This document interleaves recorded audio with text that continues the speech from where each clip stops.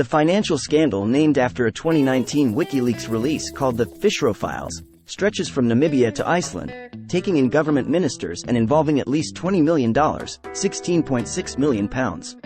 The southern African country is now preparing for the biggest corruption trial in its short history. It is all about fish quotas, not an immediately obvious source of corruption, but in Namibia they are very lucrative. With nearly 1,600 kilometers, 1,000 miles, of South Atlantic coastline, fishing is one of the country's main industries, accounting for about 20% of export earnings. In the Fishrot scandal, a number of prominent politicians and businessmen are accused of running schemes to get control of valuable fishing quotas, for example those held by the state fishing company Fishcor. It is alleged that they then diverted them to the Icelandic fishing company Samherji in return for kickbacks. 10 suspects, including former fisheries minister Bernard Esau and ex-justice minister Zacchaeus Shangala, are alleged to have benefited. All those accused, some of whom have been in detention for over 3 years now, have protested their innocence. Samherji, one of Iceland's most important companies, has strongly denied allegations of bribery. The scandal has also damaged the wider Namibian fishing industry. Jobs have gone and government revenue has been lost that money should have been used to assist the poorest in one of the most unequal societies in the world. Firstly, some of the money earned by Fishcor was supposed to have gone to social programs such as drought and unemployment relief.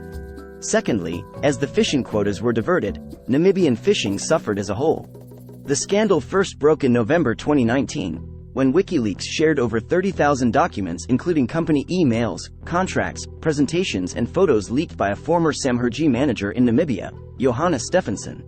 He alleged that the company had colluded with a group of influential figures to get access to the fishing quotas at below the market price. This has proved to be a complex case and the slow legal process is expected to end up in a court soon, but it is also having a real-world impact. It is in places like Walvis Bay, the country's principal harbor, where this can be seen. When the Fishrot case finally comes to court later this year, it will be the biggest trial in the country's history.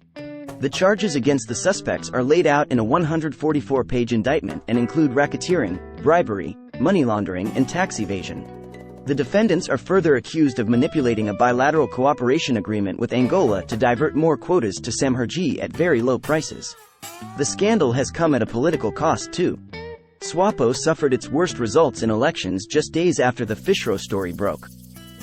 Politically, they are in the intensive care unit, as analyst Rui Tyatonde puts it. In Iceland, it is not just the reputation of one of the most important companies that is under scrutiny, but the image of the entire country which has slipped in the International Corruption Index over the past years. Samherji has consistently denied allegations of bribery. When the scandal broke, it commissioned a Norwegian law firm to conduct an investigation. Following its report, the company issued a statement, which acknowledged the issue while maintaining there was no bribery involved. It was necessary to pay more attention to how payments were made, who they were made to and on what basis, who had the authority to give instructions about them and where they should be received, Samherji said. It is also clear that the underlying agreements behind the payments should have been precise and formal.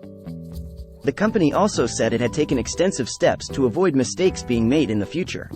It blames any criminal activity that may have occurred on the whistleblower, Johannes Stephensen. But Mr. Stephensen says others authorized payments and he is set to be the prosecution's most important witness at the trial later this year.